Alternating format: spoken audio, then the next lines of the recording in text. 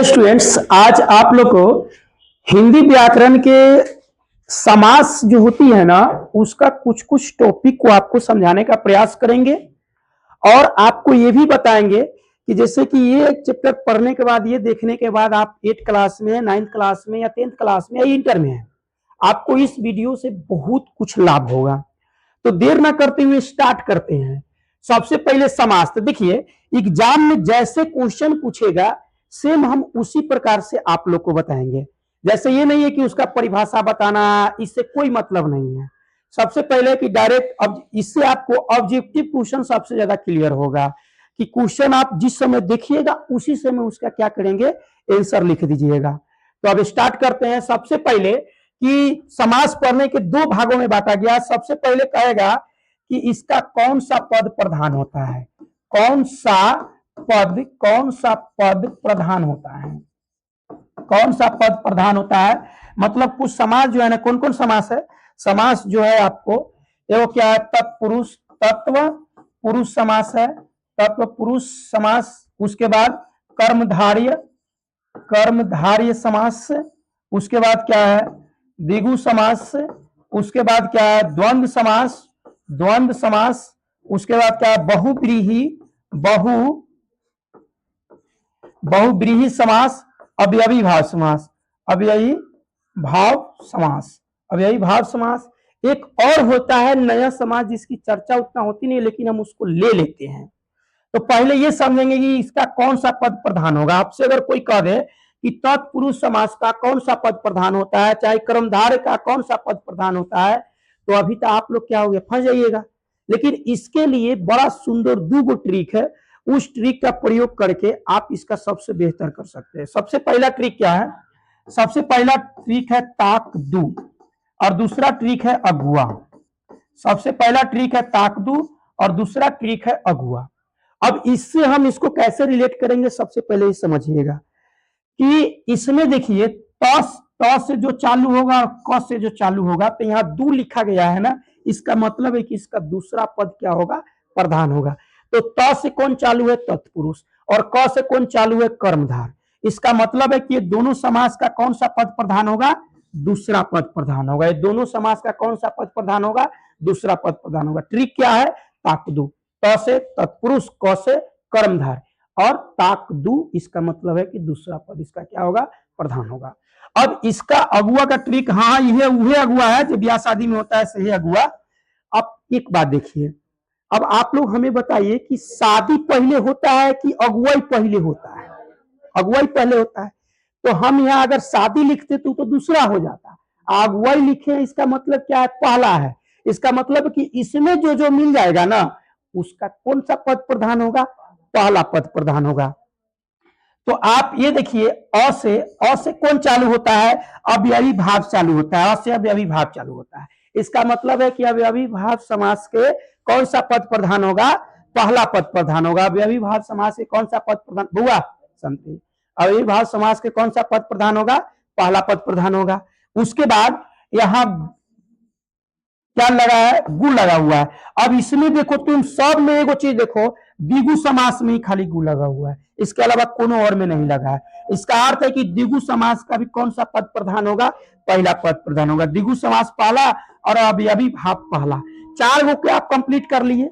जैसे कि पहला ट्रिक क्या था, ताकदू, तो त से तत्पुरुष दूसरा पद प्रधान, क से कर्मधार दूसरा पद प्रधान। उसके बाद अगुआ, मतलब पहले जाता है शादी ब्याह। अब थोड़ी पहले ये ब्याह हो जाए, अरे पहले अगुवाई ना होता है। तो अगुआ कहने का मतलब क्या है, पहला पद प्रधान हुआ। तो अ से चालू हुआ अव्ययी भाव, और ग से द्विगु, मतलब पहला पद। अब बच गया दूगो और, एगो द्वंद्व बच गया, एगो बहुव्रीहि बच गया। तो इसमें क्या लगा दीजिए, द्वंद्व में दोनों, इसी में टिपा हुआ है ना, द्वंद्व में दोनों, द्वंद्व में दोनों, अब बहुव्रीहि में कोनो ना, द्वंद्व में दोनों, अब बहुव्रीहि में कोनो ना। मतलब बहुव्रीहि का कोई भी पद प्रधान नहीं होता है, और द्वंद्व समास के दोनों पद प्रधान होते हैं। द्वंद्व में दोनों, बहुव्रीहि में कोनो ना, द्वंद्व में दोनों, बहुव्रीहि में कोनो ना। तो हम उम्मीद करेंगे कि आप लोग समास में जो हिसाब से क्वेश्चन पूछेगा, तो पहला टाइप के क्वेश्चन जो भी रहेगा वो आप समझ गए होंगे। अब हम दूसरा टाइप का क्वेश्चन स्टार्ट कर रहे हैं। दूसरा टाइप का क्वेश्चन समास में कि आप क्वेश्चन देखेंगे और उसी से मैं उसका क्या करेंगे, आंसर लिख डालेंगे, आप खुद लिखिएगा। सबसे पहले हम यहाँ पे द्वंद्व समास की चर्चा करेंगे। कौन समास की चर्चा करेंगे? द्वंद्व समास की। द्वंद्व समास की चर्चा कर लेते हैं। अब देखो, अब ऐसे पढ़ाने का मेन रीजन क्या है, पहले ये समझिए।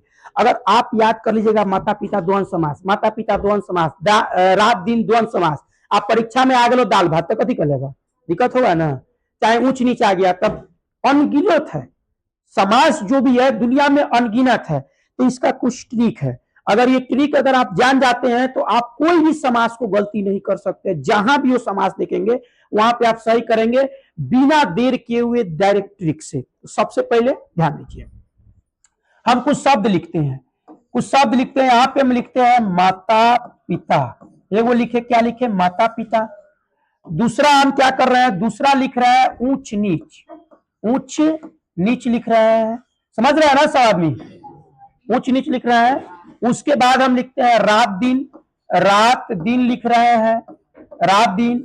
शिव पार्वती लिख दिए, शिव पार्वती, शिव पार्वती। उसके बाद और भी कुछ बोलिए, राधा कृष्ण, चलो हाँ, राधा राधा राधा कृष्ण। और बोलिए कुछ, और बोलिए, राधा कृष्ण आए, दाल भात, दाल भात छोड़िए, राधा कृष्ण। उसके बाद और भी आकाश पताल बोल सकते हैं ना, आकाश पताल, आकाश क्या बोल सकते हैं, पताल बोल सकते हैं। अब देखिए बुआ जी ध्यान दीजिए, सब लड़का, हम इतना लिखे हैं, 4 गो 5 गो शब्द लिखे हैं, 4 5 गो में वो हम आपको क्या करते हैं, ट्रिक बता देते हैं। दुनिया में अनगिनत द्वंद्व समास है, लेकिन हमें 2 गो 4 गो द्वंद्व समास का क्या करना है, क्लियर करना है। तो सबसे पहले ये देखिए कि इस सब में एक चीज कॉमन नजर आ रहा है। क्या कॉमन नजर आ रहा है, डैश कॉमन नजर आ रहा है। ये देखिए सब में है कि नहीं है, सब में है। याद रखिएगा कि कहीं भी ऐसा डैश नजर आ जाए तो याद कीजिएगा द्वंद्व समास। हेलो, सब जगह द्वंद्व नहीं होगा, ध्यान रखना पड़ेगा। आधा अधूरा ज्ञान क्या होगा, मृत्यु का कारण बनता है।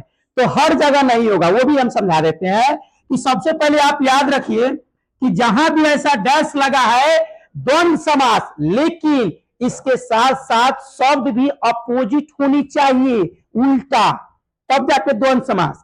जैसे कि अब बताए, एगो और, एगो दूगो और लिखते हैं। यहां लिखते हैं दिनों दिन, क्या लिखे, दिनों दिन लिख दिए। उसके बाद यहां लिख देते हैं रातों रात, रातों रात लिख दिए। उसके बाद लिख दिए हाथों हाथ, हाथों हाथ लिख दिए। उसके बाद बातों बात, बुआ जी हला नहीं करेंगे, बातों बात लिख दिए। अब देखो, अब कहिएगा कि सर जी इसमें भी डैश लगा हुआ है, इसमें भी डैश है, तो क्या ये भी द्वंद्व समास है? नहीं, ये द्वंद्व समास नहीं होगा। अभी दोनों किस आधार पर बदला है वो हम आपको बताते हैं। सबसे पहले आपको क्या ट्रिक बताया था कि बीच में डैश हो तो द्वंद्व समास हो, लेकिन इसके साथ साथ शब्द उल्टा होनी चाहिए। तो देखिए ऊंच है, बीच में डैश है, ऊंच के उल्टा क्या होता है, नीच होता है। रात का उल्टा दिन होता है, शिव का उल्टा पार्वती होता है, राधा का उल्टा कृष्ण होता है, आकाश का उल्टा क्या होता है, पताल होता है। तो यहां उल्टा नजर आया, तो उल्टा नजर आया तो ये कंफर्म है कि क्या है, ये द्वंद्व समास है। उल्टा नजर आया तो ये द्वंद्व समास है। लेकिन यहां देखिए दिनों दिन में वो कार हटा देंगे तो जो ये है सो है यह है, रातों रात वो कार हटा देंगे तो रात रात, हाथ हाथ, बात बात, यही ना करिएगा। मतलब ये दिनों का उल्टा क्या होगा, रातों होगा, दिन तो नहीं होगा ना। तो यहां डैश लगा है लेकिन उल्टा शब्द नहीं दिया गया है। तो जब डैश लगा हो और उल्टा शब्द नहीं दिया गया हो तो ये होता है अव्ययी भाव, अव्ययी भाव समास होता है। कौन समास होता है, अव्ययी भाव। और जब बीच में डैश लगा हो और उल्टा शब्द दिया हो तो ये होता है द्वंद्व समास। क्या होता है, द्वंद्व समास होता है, द्वंद्व समास होता है। तो हम चाहेंगे कि आप द्वंद्व समास के बारे में बेहतर तरीका से जान गए। ट्रिक इसका लिख देते हैं, आप ट्रिक लिख लीजिएगा कि जब क्या, जब बीच में डैश हो, डैश हो और उल्टा शब्द हो, क्या हो, और उल्टा, उल्टा शब्द, उल्टा शब्द हो तो क्या होगा, द्वंद्व समास होगा।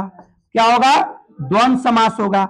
और बीच में डैश हो और उल्टा ना हो, उल्टा न हो तो कौन होगा? अवयवी भाव समास होगा। हो गया याद? बढ़ते हैं आगे, अगला लेते हैं। अगला हम लेते हैं कौन ट्रिक माने के कि द्विगु समास के बारे में चर्चा कर लेते हैं। द्विगु समास, द्विगु समास के सारे समास के आपको हम बताएंगे कि द्विगु समास का आप कैसे ट्रिक तरीका से आप जान सकते हैं कि इसका कौन समास है। तो द्विगु समास को अगर लेना है, देखिए ये वही चीज पढ़ा रहे जो आपको परीक्षा में ऐसा नहीं ना शब्द देता है कि कौन समास है, इसमें से अव्ययी भाव समास कौन है, बहुब्रीहि समास कौन है, तो आप उसको देख के इस तरीका से लिखा सकते हैं। द्विगु समास के लिए भी हम कुछ उदाहरण लिख रहे हैं। लिखते हैं यहाँ पे चौराहा। चौराहा, देखिए ये ट्रिक से आपका हर क्वेश्चन में 90% क्वेश्चन सही होगा, 10% क्वेश्चन ऐसा है जो आप फंस सकते हैं, वो भी हम समझाने का आपको प्रयास करेंगे। चौराहा, उसके बाद लिख देते हैं पंचमुखी, पंचमुखी, उसके बाद लिख देते हैं दोपहर, दोपहर, उसके बाद लिख देते हैं अठकोना, अठकोना, अठकोना, उसके बाद और लिख देते हैं सप्ताह, सप्ताह, मासिक, छमाही, छमाही। मान के चलो हम इतने लिखे, दुनिया में अनगिनत है, हम लिखे इतना ही, और दुनिया में क्या छोटी, ध्यान इधर, हम आप ही लोग को पढ़ाना है। दुनिया में अनगिनत शब्द है, लेकिन क्या करना है कि कुछ शब्द से आपको बताएंगे। ये सब देखने के बाद देखिए तो आपको एगो चीज नजर आ रहा है, कुछ नजर आ रहा है इसमें, इसमें एगो चीज नजर आ रहा है, चौराहा, पंचमुखी, दोपहर, अठकोना, सप्ताह, छमाही। इसका मतलब है कि द्विगु समास वही होगा जिसमें गिनती का बोध हो जाता है। ट्रिक यही है कि द्विगु समास वही होगा जिसमें गिनती का बोध हो जाता है। जैसे देखिए चौराहा कहने का मतलब 4 बोध हुआ, पंचमुखी कहने का मतलब 5 बोध हुआ, दोपहर कहने का मतलब 2 बोध हुआ, अठकोना कहने का मतलब 8 बोध हुआ, सप्ताह कहने का मतलब 7 बोध हुआ, छमाही कहने का मतलब 6 बोध हुआ। क्या? तो जब कभी ऐसा शब्द लिखा रहे और गिनती का बोध हो जाए, हाँ एगो दूगो अपवाद में जैसे दशानन कह देगा तो ये नहीं होगा, ये अलग होगा, उसको भी हम बताएंगे।